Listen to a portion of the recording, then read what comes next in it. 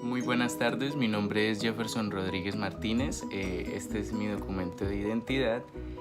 Pertenezco al grupo número 58 del curso Psicología de los Grupos y este video lo he grabado con el fin de dar respuesta a las preguntas de la fase final de este curso. La primera pregunta sería: ¿qué es un grupo y cuáles son los criterios básicos para su existencia según lo aprendido en el curso?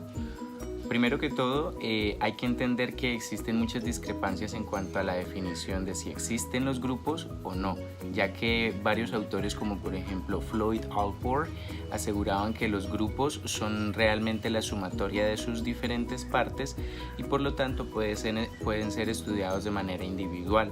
Es decir, que si se llega a entender a cada uno de los individuos del grupo, se llegaría a entender al grupo como tal. Mientras que otros autores como por ejemplo Wilhelm Wundt aborda el estudio de los pueblos explicando ciertos fenómenos sociales como por ejemplo los ritos, las tradiciones, las costumbres como fenómenos sociales que no pueden ser explicados de manera individual. No obstante, existen unas características básicas que se mencionan en el texto Dinámica de Grupos que se pueden considerar como generalizadas para un conglomerado de personas ser determinado como un grupo. La primera de ellas es que deben existir dos o más individuos. La segunda es que tengan un objetivo a lograr que llegue a ser interno, más no externo. Me explico, por ejemplo, un objetivo externo puede ser llegar a entrar a un cine o lograr pagar una factura. Ahí se reúnen un conglomerado de personas que generalmente hacen una fila, pero ellos el objetivo que tienen es externo, más no los categoriza como un grupo, sino una serie. Un grupo tiene un objetivo que logra identificarlos a ellos y logra ser muy interno a ellos. Este grupo debe tener una organización y unos roles definidos. Entonces, teniendo en cuenta estas características, podemos definir que los grupos de la UNAD se pueden considerar grupos como tal, porque el objetivo de ellos, por ejemplo, es llegar a culminar los cursos en los que se matriculan los diferentes estudiantes. Esos grupos están conformados por 5 estudiantes y ellos tienen una interacción a través de medios virtuales en donde ellos tienen encuentros para lograr finalizar con cada una de las actividades que llevarán al éxito de la culminación del curso como tal.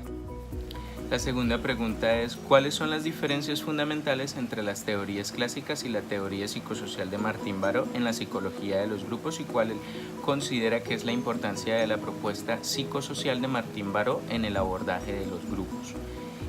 Bueno, la principal diferencia es que Martín Baró destacó que existe una jerarquía de poderes incluso dentro de los grupos, es decir, los grupos dominan a otros grupos. Esta relación se ve muy marcada, por ejemplo, en las sociedades del norte, es decir, los países norteamericanos, Europa y los países del cono sur en América y los países en África. Martín Baró propone que se tenga muy en cuenta el contexto psicosocial en el que se desenvuelven los individuos, es decir, el verdadero contexto donde se pretende hacer una investigación.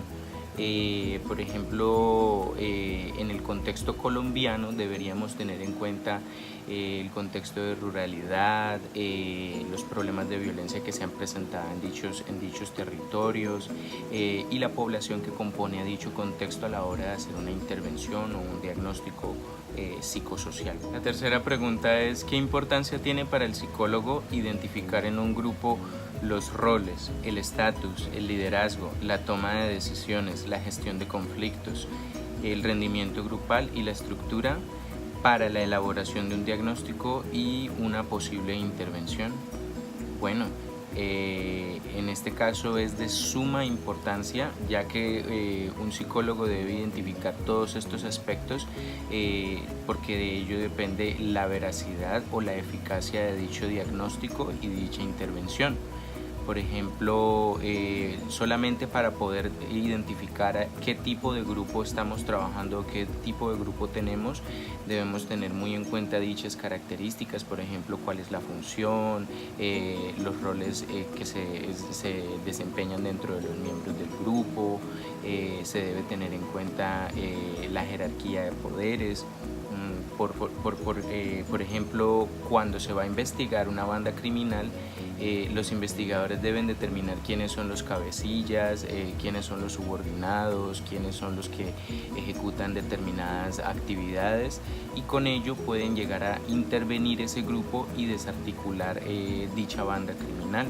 El conglomerado de personas que se encarga de hacer esa investigación a su vez llegan a componer otro grupo que está encargado de intervenir otro grupo, que comprueba lo que hablábamos ahorita sobre Martín Baró, de que unos grupos subordinan a otros grupos. Para la cuarta pregunta dice: para el grupo elegido por usted en el desarrollo del curso, ¿cuál o cuáles técnicas se podrían implementar para mejorar o fortalecer los procesos de dinámica grupal de acuerdo con los hallazgos?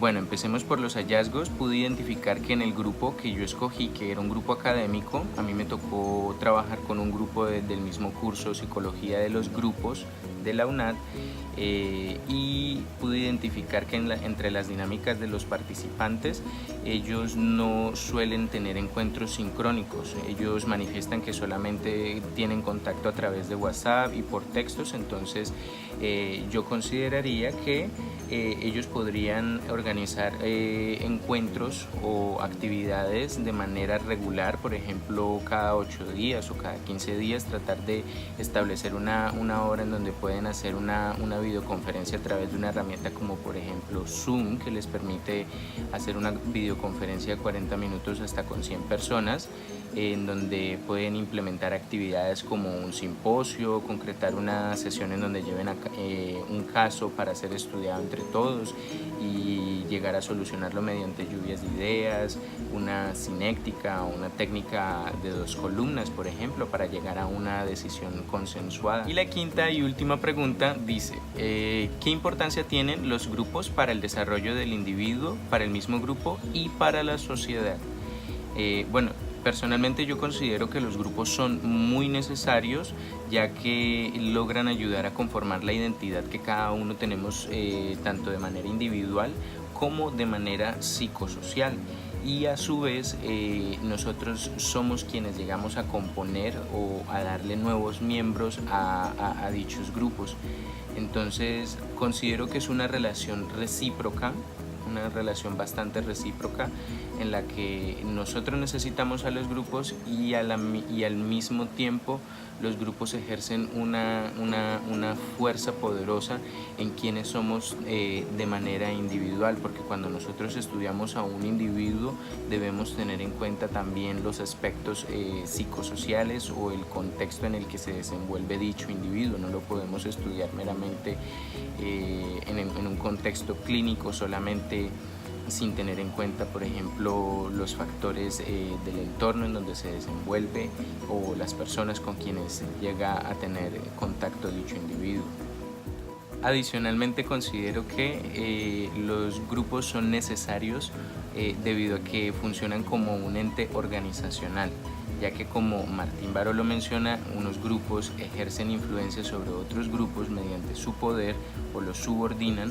Entonces considero que dicha subordinación en ocasiones es necesaria para mantener controlados los comportamientos que se presentan tanto de manera grupal. Por ejemplo, si no existiera una comunidad internacional que velara por los derechos humanos, de pronto en muchos otros países sus gobiernos o las cabezas que se escogen como representantes o líderes dentro de sus grupos podrían llegar a cometer atropellos sin que nadie les diga nada o sin que nadie pueda defender a los otros miembros de dicho grupo.